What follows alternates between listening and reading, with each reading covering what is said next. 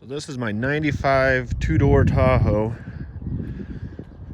Got a 6-inch BDS lift on it. I cleaned it up, redid the paint and body work on it several years ago. It's probably been 5 years, 6 years ago. Super straight, not a single thing of rust on it. But I've never used it for anything other than driving around town and maybe up in the hills a little bit, but nothing too crazy. But it's got good suspension and all that stuff. It's low range E tires, so it's set up so you can almost haul with it. So I had the brilliant idea of why not make this my tow rig for drift cars and stuff. It's got a pretty clean interior. I mean, this thing has 235,000 miles, which is quite a bit, but it's a good little rig. I mean, you got room in the back to put all your things and stuff, so I'm gonna just be wiring up trailer brakes for it, putting a hitch on it, and a brake controller. So all in all, pretty easy. Hi, Jimbo. What are you doing? Hey. What's going on, dude? Hi. Hi, buddy. All right. So today, I'm trying to get my Tahoe. I'm gonna be using this as my tow rig for the drift event this weekend. So I got my 95 Tahoe that's gonna be towing my 95 240. So I'm actually stoked about it. It's gonna be kind of like a little retro tow rig deal going on. But this is my 95 Tahoe. We got a 6-inch BDS lift on it. Nothing too crazy. It's all stock interior, nice clean seats. It's really dirty right now, so I got to give it a nice bath. But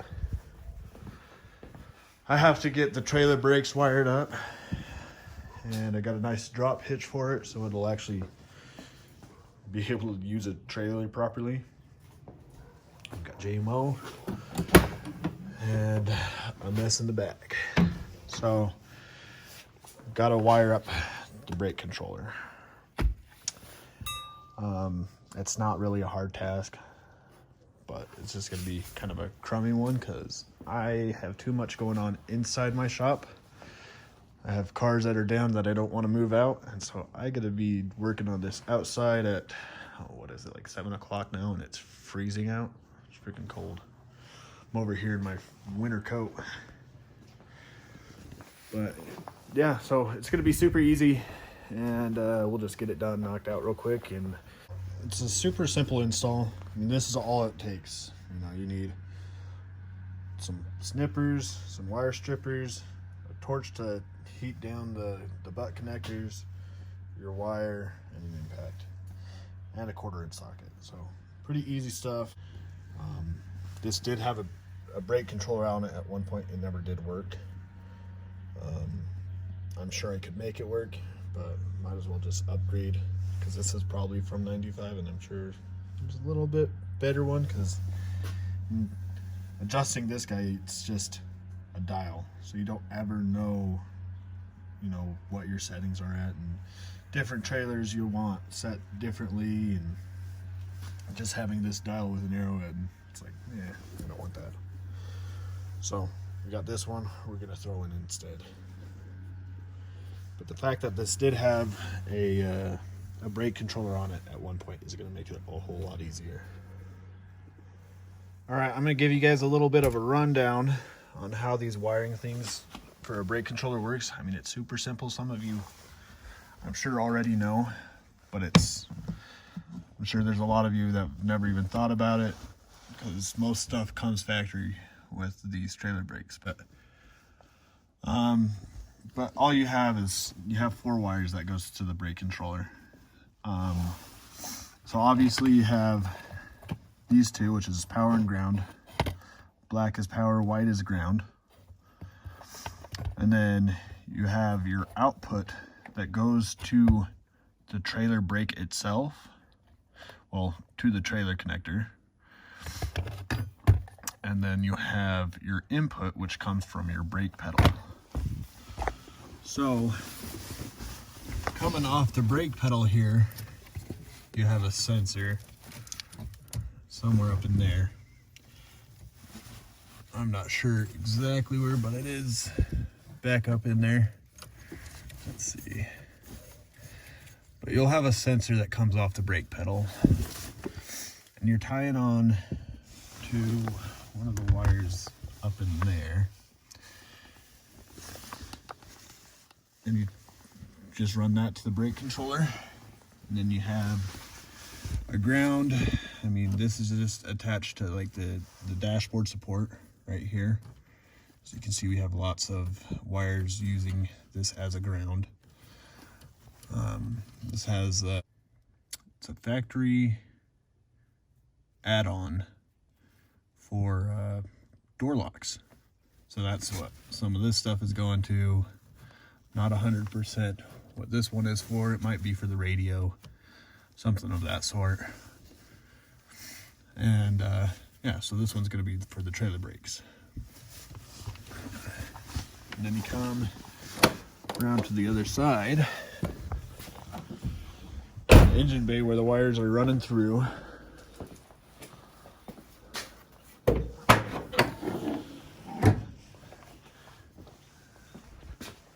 And your power wire is going to stub through the firewall, or however you're going to end up running it. And then it's going to come up to the circuit breaker. And from the circuit breaker, it's going to come to ideally your fuse box. You could go to the battery. This is just where the easiest spot is to mount wiring. Because as you can see, there's spots coming off of power right there. So that's your power in on this right side. I don't know if you can see it very well, but that's the power in. And then both of those two studs there are also going to be power. So you got those two coming off. And then we have that blue wire, which is going to the trailer, which comes down along the back, runs all the way along the inside of the frame. As you can see, it's just kind of zip tied along with the other wiring that's going to the rear of the truck. Stays with that all the way to where your hitch is kind of located.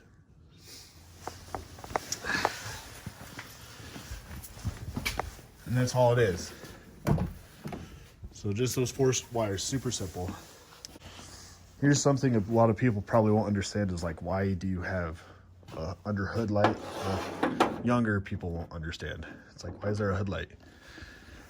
But mid-90s, not everybody had a cell phone. And so if you're stranded on the side of the highway and broken down, a lot of people would understand how to work on their own vehicles. So that's where that comes in. And this was another factory option here. So this is a light that's a string wire. Let's do a strobe. But you get to pull it out somewhere like a little extension cord. So you can actually come up inside here at night and check everything out. But we don't get that anymore because most people don't work on their own cars. The other thing you'll see a lot of is these lights. People have them just laying down, like they're kind of horizontal. And what that does, it's a level sensor, and so it'll turn off that light.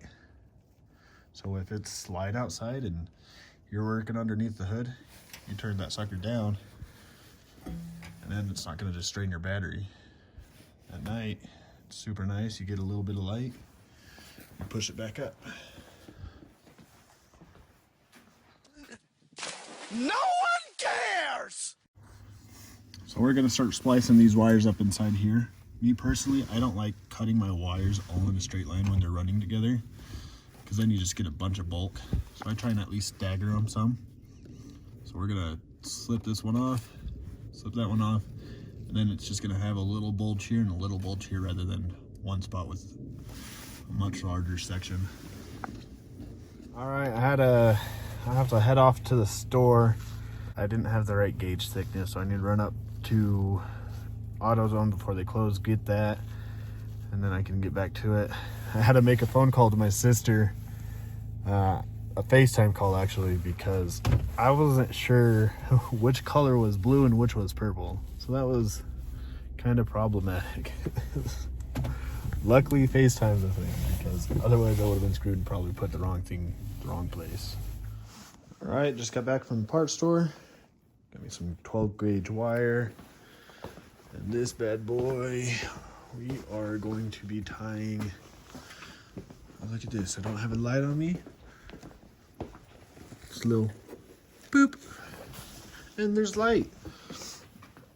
I'm gonna be tying that wire into the fuse box here, where that other wire's running. And I'm gonna come from here, run along the frame like the blue wire is, and then to the trailer plug. All right, gotta show off the light a little bit, just because I'm actually using it, because it's dark out and I don't have great lighting and I don't want to go grab my flashlight.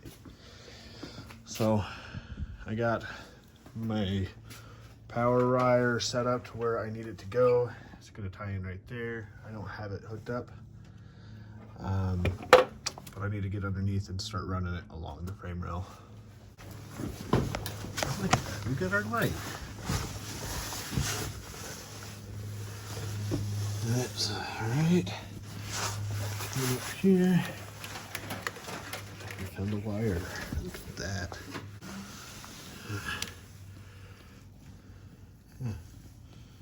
Love this little thing. I mean, it's made to pretty much go from the front bumper all the way to the back. So if I wanted,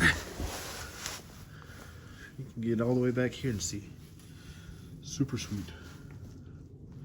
They don't make them like they used to, that's for sure. And look at that. I need to get a new exhaust soon. These are gone bad. That sucks. Oh well, that's something for another day. Look at this.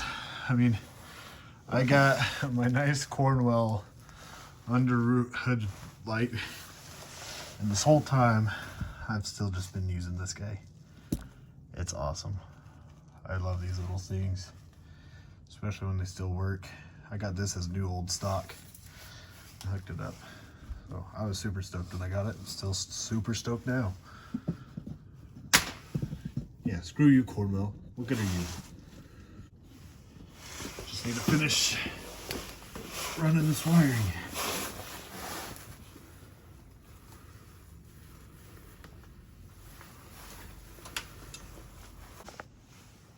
All right. So we got it all set up. It is in there nice and tight. I had it mounted to the bumper. Super happy with where it's at, where it's looking. How it turned out. I was being a little too tedious trying to do all my wiring. Of course, I just wanted to get it tucked up perfectly and nice and neat. That purple is like reverse lights and stuff. Something that most trailers don't even have, at least flatbeds. Sure, camping trailers and fifth wheels, that sort of thing, they'll end up having it. But for what we got, we don't have any trailer light reverse lights. At some point in time, I might wire them up. I had this nice little adapter that basically adapts from the brake lights.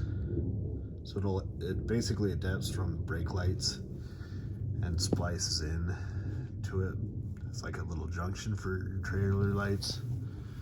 If you don't have something like that and a little adapter, You just have to find out which one of the wires that's going to your brake lights, turn signals, and that sort of thing. It's not too bad of a process. And I guess it's the running lights as well. But yeah, that pretty much does it for getting the Tahoe ready, set up to do some towing. Let's go do a little walk around, a little two-door Tahoe. It's my fancy little light. It's not even fancy, it's old school, but I love it. I must say, it looks pretty good as a tow rig. Especially once we get this car painted and it's all prettied up. It's gonna look pretty sweet. Well, that's pretty much gonna do it for getting the Tahoe set up as a tow rig. Thanks for watching. We'll see you on the next one. That's gonna be working more on the 240 and more stuff for getting it ready to be driftable this weekend. So more to come. We'll see you.